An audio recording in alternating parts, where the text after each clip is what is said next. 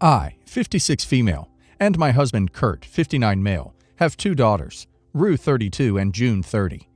8 years ago, Ruth split up with her college boyfriend, Adam 32. They'd been together since she was 20 or 21, and it was as serious as a college relationship could be. About 5 years ago, June announced that she reconnected with Adam at some alumni get-together. They'd all gone to the same university, and that they are now dating. Of course, Kurt and I were shocked she would do this despite her sister's history with him. But she insisted that they were in love and she can't help that, and that Ruth and Adam hadn't been together in years, so she hasn't done anything wrong. Ruth, understandably, was enraged over it.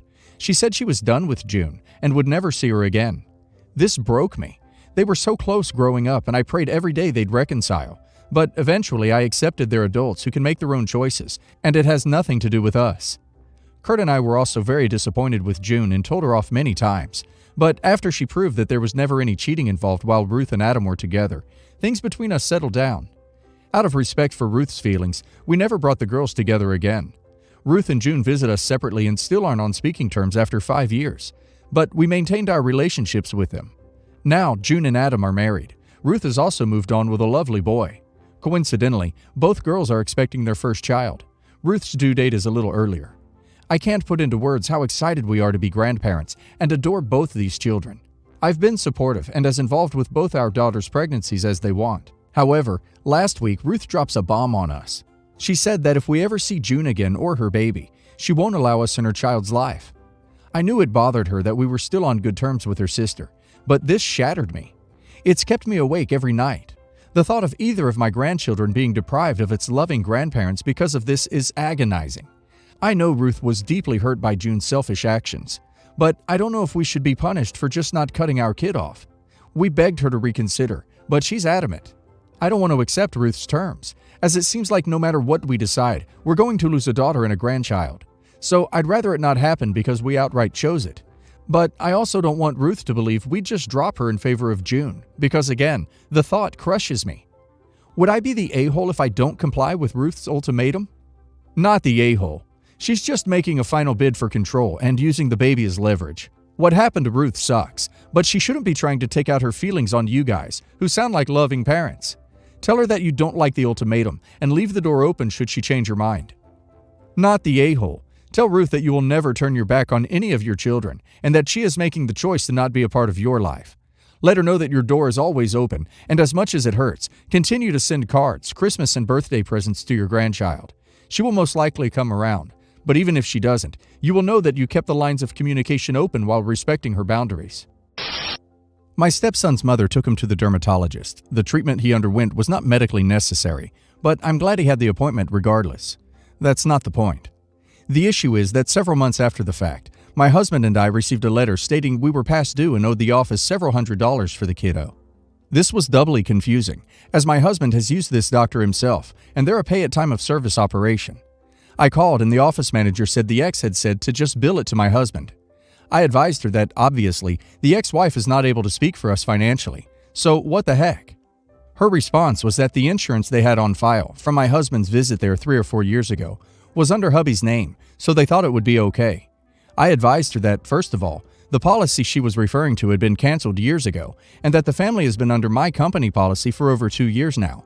And second, billing an insurance company is a little different than sending an individual a bill without any sort of communication, much less permission. She told me I'd have to come into the office and update my stepson's insurance information and pay the bill, and then they would submit it to insurance to reimburse me. I told her that the divorce agreement states that my husband pays the insurance premiums, but deductibles or costs for medically necessary procedures, emergency visits, etc., are split 50-50. Non-essential services are at the discretion of the individual parent, and we hadn't given permission for any of this. And frankly, I shouldn't have to be explaining this to her because she should know better than to send bills to people who aren't even in the office or in communication with the doctor. The office manager proceeded to tell me that it wasn't fair to charge the ex and then submit to insurance for reimbursement. This office doesn't collect from insurance. Apparently, they submit for insurance to pay the policyholder back after the bill is paid, because the insurance company would send the check to me, and I might just keep it. I told her that's wildly insulting to suggest, and frankly, none of her business anyway. She's not in a position to dictate how we handle the financial specifics of the divorce. She repeatedly insisted that my husband and I are liable for this bill, So before I head to the office and handle this in person, I wanted some advice. Does the doctor's office have a leg to stand on here? I just don't understand how a person who is not authorized to speak or spend on our behalf can just tell a business to send us an invoice. You are not liable for the bill.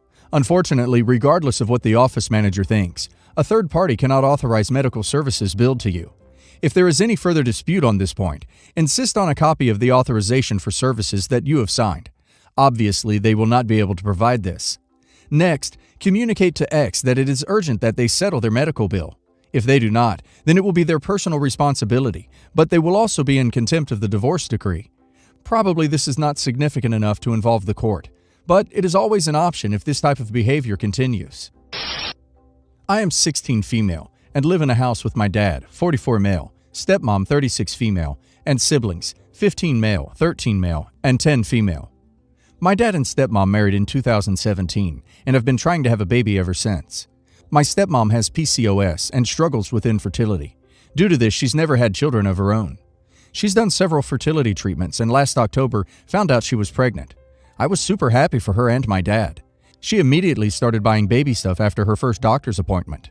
Then, after a few weeks, she came to me and said that I was going to have to move out of my room because she needed it for the nursery. The way my house is set up, there are 2 bedrooms upstairs and 2 bedrooms downstairs. Me and my dad and stepmom have the upstairs bedrooms, and my sister and brothers have a downstairs bedroom. My brothers share a room.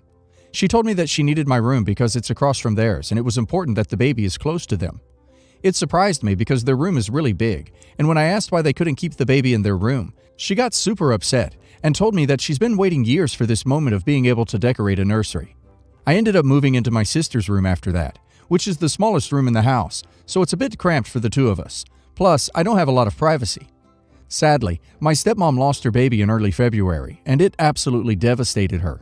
I feel awful for her. My dad no longer has the money for more fertility treatments, and it will take a while to save up, so it would probably be a couple years before she gets pregnant again. The nursery is still set up, and I haven't brought it up, and neither have my dad or stepmom. But now that a bit of time has gone by, I was considering, gently, asking to have my room back, since it's just sitting unused and will be for at least a couple more years. Would that make me an a-hole? Honestly, I feel bad for the kids they already have. They really should have moved somewhere bigger if they are wanting to add another baby to the household. Being shoved into a smaller room for 2 people is unfair. The comfort of my children that are already here would be my first priority, not the a-hole. I realize it's not a popular opinion to say women who've had miscarriages are a-holes, but mine is that your stepmother was an a-hole to take your room to begin with. They have a large room which can reasonably fit a baby, bassinet, for a good amount of time. There wasn't a need to make you move into your sister's smaller room just so that she could start decorating a nursery long before the baby even arrived, just because she wanted to decorate one. She's wanted to be a mother for so long, but she hasn't realized the first fundamental principle of being a mother, even a stepmother, is that the needs of her children come before her own wants. The baby doesn't need your room. She wanted your room to decorate. She put her own want above your need for privacy and space as a 16-year-old. So, honestly, I don't think asking for it back would be wrong. But yes, you should ask for it back from your dad, because it would be kinder, and because maybe your father will understand that your needs should also be taken into his consideration. I'm 17 male, Ace Frehley in a Kiss tribute band. My cousin 13 female. She's like me in that she likes old music, is a Kiss fan, and it was her birthday today, so my band and I did a small show for her birthday. My aunt is my dad's sister, so my dad, stepmom, and younger stepsister, 12 female, were there. We were playing Love Gun, and just before the end of the song, I tripped and fell on my butt. The song finished, and I heard my stepmom ask, "Are we wasting our time with them? They can't even stand up." I stood up, and we started the next song. After the show, we quickly got changed, and the rest of the band left. I stayed behind to wish my cousin a happy birthday. I wished my cousin a happy birthday, and she asked about how I joined my band, so I started to tell her the story. My stepsister was listening too. I had barely started the story when my stepsister said, "This is boring. Let's go play by the deck," to my cousin. My cousin told her she would be there in 5 minutes because she wanted to hear the story. And after a couple of minutes, my stepmom came over and started to yell at me for hogging all of my cousin's time. While my stepmom was yelling, my stepsister was sitting there with a smug look on her face. When my stepmom finally stopped yelling, I wished my cousin a happy birthday again and apologized for causing a scene. My stepmom then grabbed my cousin's hand and led her to my stepsister. A little while later, my aunt, grandma, and a couple of my other cousins were talking about the show. My aunt brought out an acoustic guitar and asked if I could play some songs, and I did. I started to play Sympathy for the Devil by the Rolling Stones. A bunch of my aunts and uncles heard and started to watch, and eventually, my cousin came over to watch too. Pretty soon, most of the people there were watching me. I finished the song and felt like I was stealing the show, which I didn't want to do, so I invited my cousin to duet with me. My cousin plays piano, and we played Yesterday by the Beatles. After we finished the song, the party returned to normal, and my stepmom pulled me aside and scolded me again for taking all my cousin's time. That pissed me off, and I decided to leave. I went up to my cousin and apologized and told her something came up. Just after I got home, I got a call from my stepmom, and she berated me about telling everyone that she scolded me and getting her kicked out of the party. She started to yell, and I hung up. A little after hanging up on my stepmom, my cousin texted me. Apparently, she heard stepmom scold me, and she told her mom, my aunt, who kicked stepmom out. My stepmom told my mom and stepdad, and they think I'm an a-hole, but my aunt and grandparents don't think I did anything wrong. My dad says he thinks I didn't do anything wrong but doesn't want to go against his wife, so he's staying out of it. So, am I the a-hole for getting my stepmom kicked out of my cousin's birthday party? It feels like your stepmom is upset her kid can't just take your place in the family. Not the a-hole, but I'd be carefully watching that woman from now on.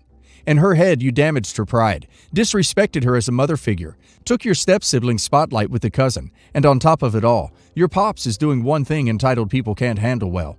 He ain't taking her side fully. Not the a-hole. You didn't actually get her kicked out. She got herself kicked out. You just wanted your cousin to enjoy her birthday. Your stepmother was having none of that. She is at fault. Your stepmother and stepsister are jealous control freaks. They should have been thrown out of the party a lot earlier.